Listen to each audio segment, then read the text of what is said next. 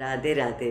आज मी तुम्हाला emotionally focus therapy किंवा इमोशनली फ्रीडम थेरपी AFT असं म्हणतात.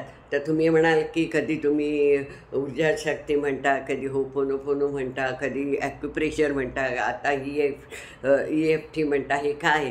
हे ना वेगवेगळे प्रकार आहेत. जसे आयुर्वेद असतं, होमिओपॅथिक असतं, ॲलोपॅथी असतं आणि पण कसल्या कसल्या पॅथी असतात. आपल्याला जे सूट होतं, काही जण आयुर्वेदाला जातात, काही जण होमिओपॅथीने बरे असतात. तसं मी हे तुम्हाला वेगवेगळं सांगते. ह्यातला कुठलाही कोर्स मी करा म्हणून सांगत नाही, कारण माझ्याकडे कुठलाही कोर्स नाही. मी हे सगळं उपाय करते आणि छान वाटतं ना, ह्याचे साईड इफेक्ट नाही, मग करून बघायला काय हरकत आहे असं मला नेहमी वाटतं. म्हणून मग मी म्हणते का नाही आपण हे शेअर करायचं. मी तुम्हाला नेहमीच सांगते की माझं नवीन काय असलं की मला शेअर करावंसं वाटतं, त्याप्रमाणे हे मी शेअर करते. चांगलं आहे. ॲक्युप्रेशरमध्ये कसं प्रत्येक पॉईंट असे प्रेस करायला लागतात. ही जी थेरपी ह्याच्यामध्ये सगळ्यासाठी एकच काही पॉईंट्स आहेत जे केले की तुम्हाला खूप फायदा होतो. आजकाल हे खूप चाललेलं आहे, पण मला काय वाटतं माहिती, हे माझीच मतं असतात ना, म्हणजे की हे जे सगळे असतं हे जे मी आत्ता सांगते ते होपोनोपोनो किंवा जे काय आहे, हे सगळं ना आपल्या ऋषीमुनींनी पूर्वी लिहिलेलं आहे सगळं. पण त्यांना मला वाटतं मार्केटिंग जमलं नाही, कारण त्यांनी ते म्हणजे मोठं होण्यासाठी केलंच नाही. त्यांनी ते लिहून ठेवलं आणि ते मग बाहेर ते कुठे कुठे गेलं असेल आणि त्यांनी ते नवीन नवाने परत आपल्याकडे आलं आहे. कळलं की नाही? तसं मला असं वाटतं. त्याप्रमाणे आज हे जे मी तुम्हाला सांगणार आहे, ह्यानी पण मेन म्हणजे ब्लॉकेज रिलीज होतात. आपल्याला जे त्रास दुःख वगैरे असतं ना, हे डोकं दुखतं, खांदा दुखतो, पाठ दुखते, आपल्याकडे ज्या चिंता असतात, जे दुःख असतात, जे त्रास असतात, ते काय ना काय प्रत्येकाला असतं. म्हणजे असं कोणी चुकलेलं नाही आहे की जो अगदी 100% चांगला आहे. मग ते कसं रिलीज करायचं, ते रिलीज करण्यासाठी म्हणून काही पॉईंट्स दिलेले असतात. ते आपण करून बघायला काय हरकत आहे. ह्याचं कारण आहे, आपण फक्त हे प्रत्येक ह्याच्या सांगितलं मनापासून करा. 100% मला बरं वाटणार का, मी यातनं बाहेर येणार, असं केलं तरच ह्याचा फायदा होतो, हे प्रत्येकजण म्हणतं. आता मी जे ऊर्जा शक्ती म्हणते, तर नॅरोपॅथ ज्याने ऐकलं असेल, मला पण होतं, कारण ज्यांना डायबेटीज असतो त्यांच्या पायात 100-1000 सुया टोचल्याचं दुःख होतं. मी पण रडायची. तर माझी एक मैत्रीण आहे, ती सहज बोलताना म्हणाली 1-1.5-2 महिन्यापूर्वी की मला खूप असं रडायला येतं गं, काय करू? तर मी तिला सांगितलं असं कर, कारण वर्षानुवर्ष तू गोळ्या घेतेस ना. म्हणे हो. मग हे पण ह्याला वेळ लागेल, पण हे करून बघ, ह्यानी साईड इफेक्ट्स नाही आहेत, बघ तुला फायदा होतो आहे का? तर मला काल भेटली, ती म्हटली खरंच हळूहळू फायदा होतो आहे मला ह्याचा, वर्षानुवर्ष मी त्या गोळ्या घेते. म्हणजे मनापासून कुठल्याही ह्या ज्या पॅथी मी सांगते त्या केल्या तर आपल्याला बरं वाटतं. हे इंग्लिशमध्ये आहे, त्यामुळे मी ते लिहिलेलं आहे. मी पण लिहिलेलं वाचूनच करते, त्याप्रमाणे तुम्हाला सांगते. छान आहे हे. थोडंसं रिलीज होतं हळूहळू. थोडंसं आपले ब्लॉकेज रिलीज झाले की आपल्याला पण फ्रेश वाटतं आणि आपलं दुखायचं थांबतं, ह्याची मला खात्री आहे. म्हणून म्हटलं तुमच्याकडे शेअर करतं. आता पहिले ना हात असे करायचे, हाताला असं, हे हात म्हणजेच आपल्या जादूची काडी आहे, जादूची कांडी असं म्हणायचं. आता आधी असं करायचं, I am ready for my miracles म्हणून इथे असं प्रेस करायचं. नंतर कपाळाला, I am attracting new opportunities, नवीन नवीन संधी मी आता अट्रॅक्ट करत आहे. डोळ्याच्या बाजूला इथे करायचं टॅपिंग. करणे माझ्याजवळ विपुलता येईल सगळ्या चांगल्या गोष्टींची, सगळं मला विपुल मिळेल. आय वेलकम अबंडन्स असं म्हणायचं. कळलं? डोळ्याच्या खाली करायचं, असं टॅपिंग करायचं. I will release my fear, my anxiety, my tension. कळलं? जे काय ब्लॉकेजेस आहेत ते मी आता रिलीज करते. नाकाच्या खाली करायचं. कळलं? आय वेलकम गुड हेल्थ, मी चांगल्या हेल्थसाठी वेलकम करते. कळलं? नंतर इथे करायचं. आय वेलकम हॅपीनेस आणि जॉय, मी आनंद आणखीन सुखासाठी तयार आहे. काकीत करता. आय वेलकम हेल्थ अँड दोन्हीकडे prosperity. I welcome health and prosperity.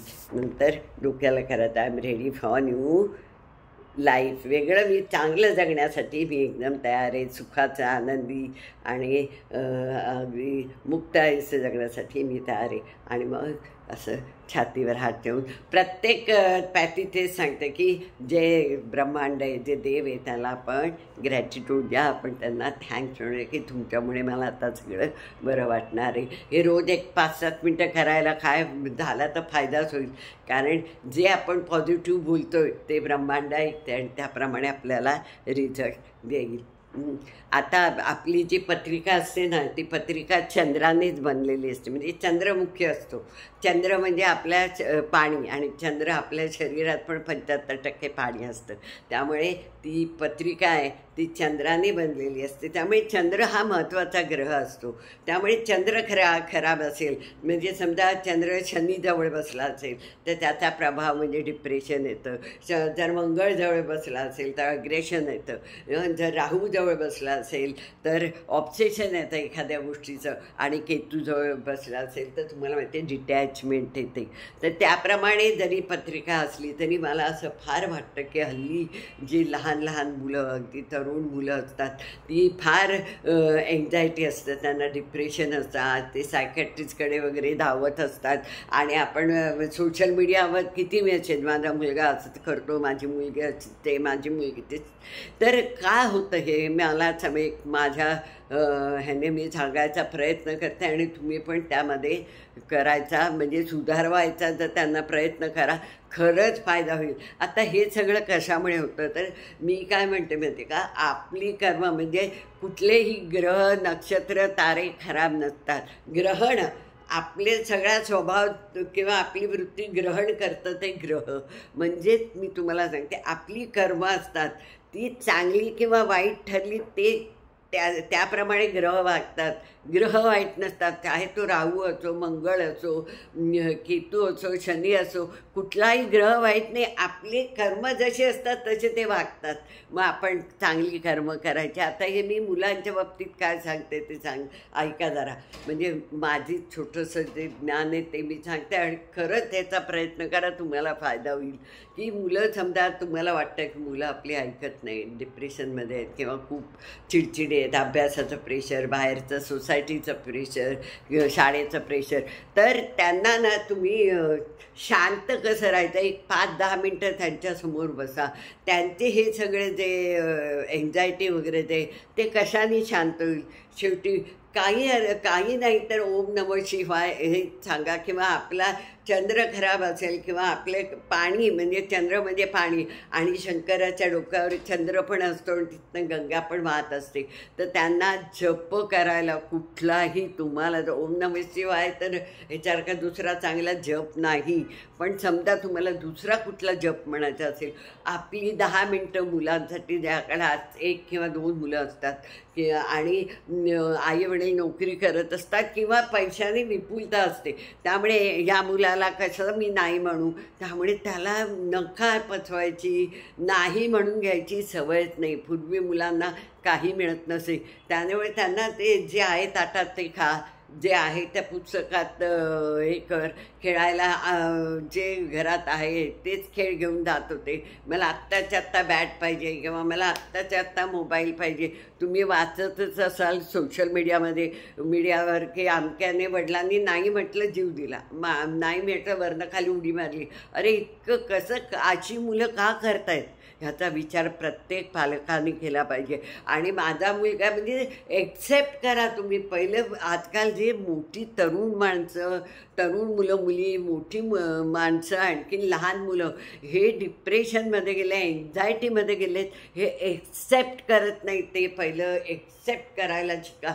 आणि एक्सेप्ट केल्यावर आपणच आपलं, तुम्ही ज्योतिषाला दाखवा, पत्रिका, कुठल्याही मोठ्या मोठ्या डॉक्टरकडे जा, तुम्ही नीट होणारच नाही, कारण ते तुमचं मन करतंय सगळं. मग त्या मनालाच काबू आणायचा प्रयत्न केला पाहिजे आणि तो आपल्यालाच करायला लागतो.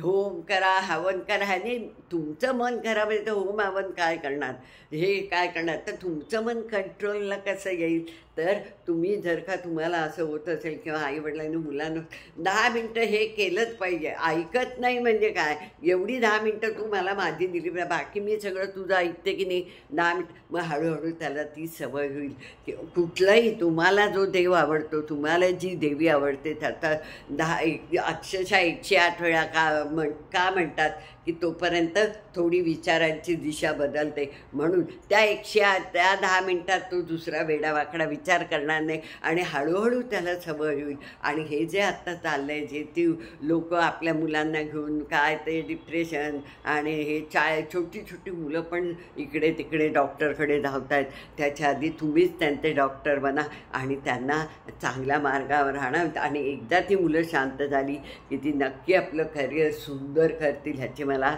खात्री आहे. राधे राधे.